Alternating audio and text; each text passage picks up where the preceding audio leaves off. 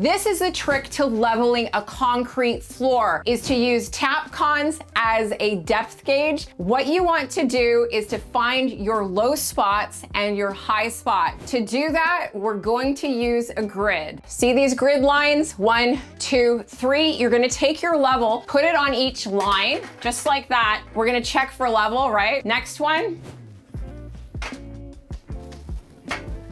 Now what the level is telling you right here is that in this bathroom, the concrete floor is low by 1 inch. Do you see where the shim is right there? That's the low spot. But our second low point is over here, and that is low by 1/2 inch. You're gonna take your Tapcons now and we're gonna drill into the concrete to establish our depth right here and over here. So based on my grid check, you can see my low point in my floor, that is down right there over 1 inch. And if you take a look over here, my floor is low by 1/2 inch. However, you're gonna place a level on there and we're level. That's good. That also tells me the high spot is running right here in the center of the room and it's actually level. So it's sloping this way. And now we're gonna install our Tapcons. And to do that, you're going to use a masonry drill bit that comes with your screws and a 1/4 inch hex. There it is. Right here, I'm drilling down about 1 inch using the hammer drill setting on my drill. Then I'm gonna grab a screw and see that stack of shims over there? I'm trying to line up the screw height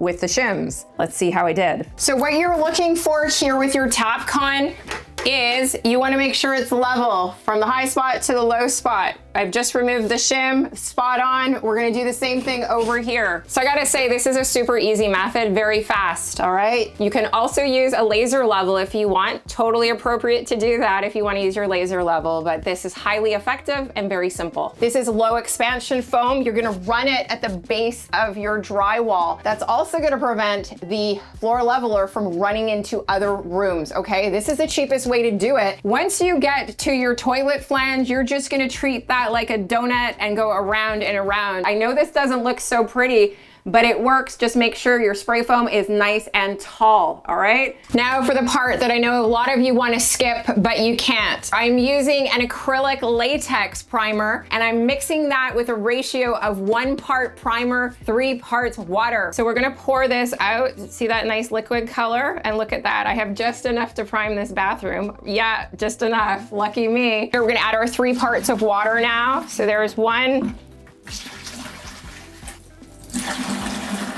I just have it mixed in my bucket, you see? I have it mixed. We're just gonna pour that into your paint tray. And I have this on a roller, and I'm just making a giant mess, and that is okay, because that's what happens sometimes. You're gonna take a roller, you're gonna spread this out nice and evenly. If you get some blotches, don't worry about it, go back over it. And I also use a brush. If you need to get in these areas like under your toilet flange, you can also use a brush as well, or you can use a roller. This is actually working really well. So doing this does really 2 things. It's gonna seal the concrete to prevent it from leaching or sucking up water. And the second thing it's gonna do is bond the floor leveler to the substrate. Now, as that dries, we're gonna take a look at the 3 biggest problems that people have with floor leveling compounds, starting with 3, which is the mixing. Now, if you want to be successful with self-leveling, you have to do this. This right here is what I'm using today, but this is the money shot, and I'm not even kidding. The back side. You have to follow this information to the T. You cannot freestyle. What you have to know about leveler is that this is chemistry, and we don't freestyle with chemistry. Specifically 2 areas. Number 1, what you're looking for here on the bag is your RPMs. That is the speed of your mixer, and most people are whipping their self-leveling compound. Just like whipped cream, when you whip it, what happens? You're introducing air into the mix, and that is a huge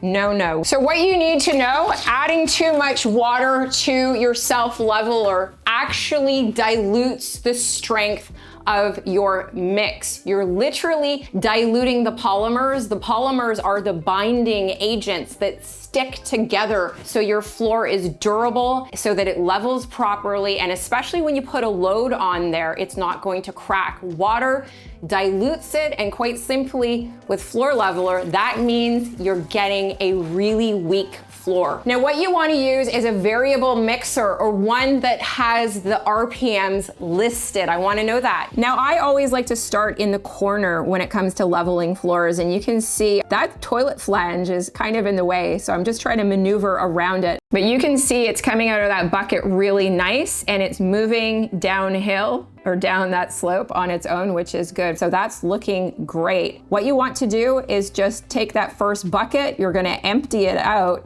Now, we're gonna have to spread this out just a touch by the spray foam. And this really is a consistency that you want to see. That's following the mix, by the way. No extra water. Now at this point, I realize I forgot my spikes. You don't wanna do this. I don't like doing this, but I'm using my putty knife, hand to the wall. And the putty knife, really, you can use a trowel here as well. I'm just using it to spread out the self-leveler, smoothing it out in the corner and near the sides of the walls there. Now it's spiked roller time. And what I'm doing here is dragging or pulling the leveler towards me, because right now it's too thick. So essentially I'm just thinning this out. I'm using it like a rake or like a spreader. And as I'm spreading this out, you're gonna notice it's starting to get that nice reflection that we like to see. That is amazing. That's looking really good. But the beauty here is that this spiked roller is agitating the leveler, and that means it's getting rid of air bubbles or any imperfections. And what you're getting here is a more smooth, level, and consistent finish, especially when we start to pour that other bucket. Now with the second bucket, what I like to do is start in the corner, because that's the lowest spot. So I really want to make sure we can get a lot of leveler into that corner. And then I'm just moving it along this back wall. Now, once I've poured it out, I'm gonna get the spiked roller and I'm just moving it into the middle of the room so that we can level out that left side of the room and make it nice and smooth with that right side. And I'm really trying to blend and mix here so that those two pours become one.